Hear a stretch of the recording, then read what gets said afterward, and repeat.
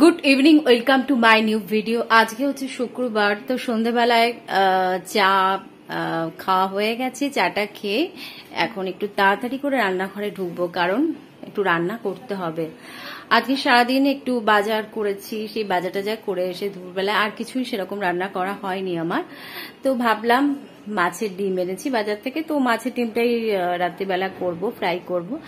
আর দেখি যদি সময় ভালো লাগে তো একটা তরকারি আমাকে করে রাখতে হবে, কারণ কালকে হচ্ছে শনিবার। তো শনিবার ছুটির দিন বরমশাইয়ের, তো ছুটির দিনে একটু অন্যরকম রান্নাও করতে হয়। তো চলো দেখতে থাকো আজকের ভিডিওটা, কি করি না করি সবকিছু তোমাদের সাথে শেয়ার করব। তো এখন যেটা কাজ হচ্ছে আমার মাছের ডিমটাকে ফ্রাই করা। তো ফ্রাই করার জন্য আমি কি করেছি, মাছের ডিমটা ডিপ ফ্রিজ থেকে বের করে একদম টেবিলের মধ্যে রেখে দিয়েছি, এই দেখো। তো এখন যাব হচ্ছে সোজা রান্নাঘরে।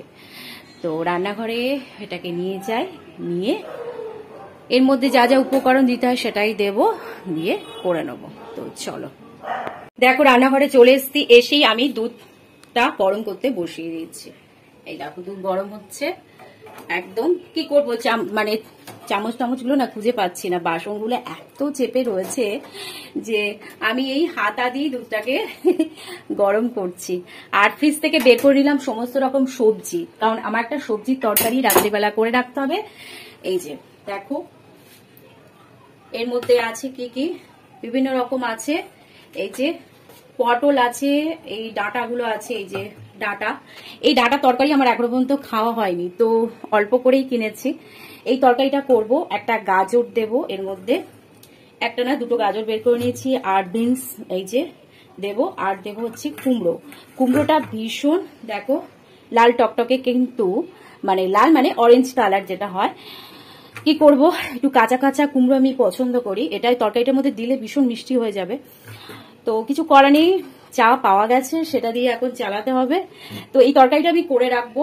আর সাথে একটা দেবো হচ্ছে বেগুন, এই দেখো বেগুন আর ক্যাপসিকাম ছিল ফ্রিজে অর্ধেকটা কাটা, সেটা দিয়ে দেবো। তো এখন আমাকে এই তরকারিগুলোকে কেটে নিতে হবে। তো চলো কেটে নিই, আর সাথে এই দুধটাও গরম হতে থাকুক। তরকারি নাড়তে নাড়তে দেখছি একটা বেগুন, কাটা বেগুন দেখো এর মধ্যে চলে এসছে। তো কি করবো, এই বেগুনটাকে এখন তুলে রাখতে হবে।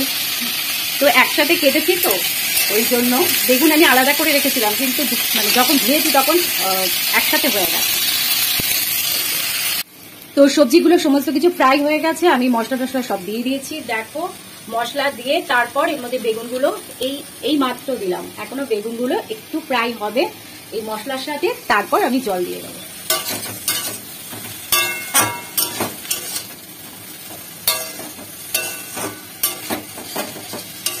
তো জল দিলেই তরকারিটা আমার পুরোপুরি হয়ে গেছে। তো চলো এবার জলটা এর মধ্যে দিয়ে দিই। এই যে কেটলিতে গরম জল করে নিচ্ছি, এরপর গরম জলটা দিয়ে দিই। তাহলে সবজিগুলো একটুখানি সেদ্ধ হলে পুরো রান্নাটা কমপ্লিট হয়ে যাবে। এখন যেটা করব, মাছের ডিমটাকে আমার রেডি করতে হবে। মানে একটু পেঁয়াজ কুচিয়ে নেবো, লঙ্কা কুচিয়ে নেবো, তারপর ডিমটাকে ফ্রাই করব। দেখো তরকারি তো হচ্ছে, একটা থালাকে চাপা দিয়ে দিলাম যাতে তাড়াতাড়ি হয়। আর এখানে তার মাঝখানে আমি মাছের ডিমের বড়াটাকে মানে এখন মাখতে হবে। তো তার জন্য পেঁয়াজ কেটে নিয়েছি, এই যে পেঁয়াজ, আর একটু বেশি করে দেখাই দাঁড়াও, এই যে পেঁয়াজ। আর আমি না কাঁচা লঙ্কা একদম মানে ছোট ছোট করে কাটতে পারি না, তো কাঁচা লঙ্কার এই দেখো একদম বড় বড় করে কাটি। তো এটাই হচ্ছে আমি পারি না, কারণ আমার হাতে হতে মনে হয় মানে ভয় ভয় লাগে একটু যারা যারা যদি করে। তো এই যে এরকম সাইজের কাঁচা লঙ্কাগুলো সব কেটে নিয়েছি। আর তার মধ্যে দিয়ে দিয়েছি দেখো হলুদ আছে, লঙ্কার গুঁড়ো আছে, আর নুন আছে। এবার এটাকে কি করব, এই হাত দিয়ে সুন্দর করে মেখে নেব।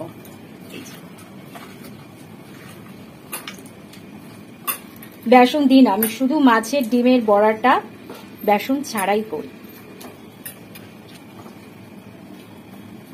তো তার জন্য কি হয়, যখন ফ্রাই করব একটু আস্তে আস্তে করতে হয়, কারণ বেসনটা দিলে একটু টাইট হয় জিনিসটা, কিন্তু বেসন ছাড়া করলে পরে কি হয়, সেটা একটু জল জল টাইপের থাকে। তো পুরোপুরি মাখা হয়ে গেছে, এই দেখো। ওখানে ভীষণ অন্ধকার অন্ধকার লাগছিল বলে আমি একটু সামনে নিয়ে আসলাম। দেখো আমার তরকারিটা পুরোপুরি হয়ে গেছে, এবার এটাকে নামিয়ে নেবো। একদম একদম মাখা মাখা টাইপের রাখলাম। এরপর তরকারিটাকে নামিয়ে কড়াইটাকে একদম সুন্দর করে ধুয়ে নিতে হবে। এই থালার মধ্যে ঢালবো।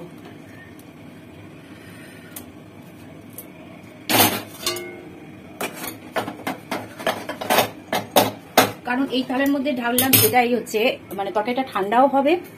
এতটা তরকারি তো আমার রাতে রুটিতে লাগবে না, বাকিটা তো ফ্রিজে আমাকে তুলতেই হবে, তো ঠান্ডাও হয়ে যাবে। দেখো কড়াইয়ের মধ্যে তেল দিয়ে দিয়েছি, তেলটা আমার গরম হয়ে গেছে। এরপর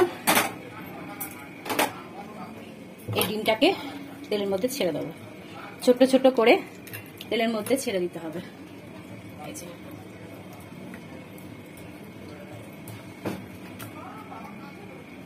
যেহেতু বেসন দিইনি তো আস্তে আস্তে করেই দেবো।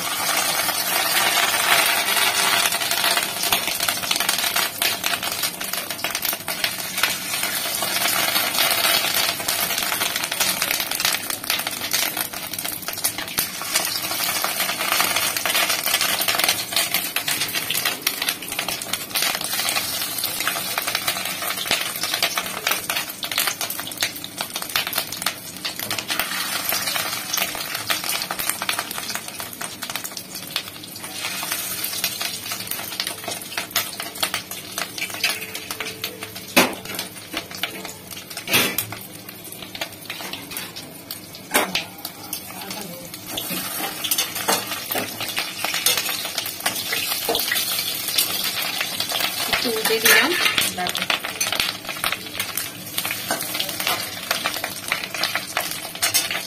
তো সবগুলো ফ্রাই করে নিই।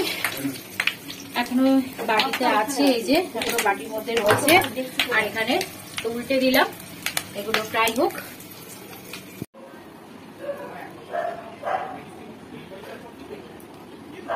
তরকারিটা ঠান্ডা করতে দিয়ে দিয়েছি। দেখো ফ্যান চলছে, নিচে ফ্যান চলছে। আর আমার মাছের ডিমের বড়া কমপ্লিট হয়ে গেছে। এবার ভাত গরম করব, ডাল গরম করব, রুটি করব। তো এতগুলো কাজ বাকি আছে। এই যে শেষের দিকে মাছের ডিমের বড়া, একদম শেষের দিকে। আসলে তেলগুলো এত ফেনা ফেনা হয়ে যায় না, জানি না কেন। মাছের ডিমের বড়া যখনই আমি ফ্রাই করি তো তেলটা এরকম হয়ে যায়। এবার কড়াইটাকে নামিয়ে ভাতটা গরম করে নিতে হবে, কারণ রাতও হচ্ছে, রাত হয়ে এসছে। এই যে ভাত, এর মধ্যে একটু গরম জল দিয়ে দেবো। আর এই দেখো মাছের ডিমের বড়া কি সুন্দর ফ্রাই হয়ে গেছে। হাতটা ধুয়ে নিলাম, কারণ এটা আমি তোমাদের ভেঙে দেখাবো। দেখতে পেয়েছো একটু সাদা সাদা হয়েছে, কারণ হচ্ছে আমি যখন দিয়েছিলাম একটু হলুদের গুঁড়ো দিয়েছিলাম, কিন্তু লঙ্কার গুঁড়োটা সামান্য দিয়েছি। তো এগুলো কিন্তু ভেতরটা একদম কাঁচা নেই, প্রায় দেখো সুন্দর দেখে মনে হচ্ছে কাঁচা কাঁচা, কিন্তু একদম কাঁচা না, সুন্দরভাবে ফ্রাই হয়েছে। আমি একটু খেয়েও দেখেছিলাম ঠিকঠাক হয়েছে কিনা, আর একটু খাচ্ছি। তো খেতে খেতে আজকে ভিডিওটা এন্ড করবো, কারণ এই দেখো মুসুরির ডাল, এটাকে গরম করব, বরমশাই খাবে। আর আলু চিপস আছে, মাছের ডিমের বড়ার ডাল ভাত ও খাবে, আর আমার জন্য রুটি করতে হবে। রুটির আটাটাও মেখে রেখেছি, এই যে মেখে রেখে দিয়েছি, এবার রুটি হবে। দেখো ভাত পুরোপুরি গরম করা কমপ্লিট।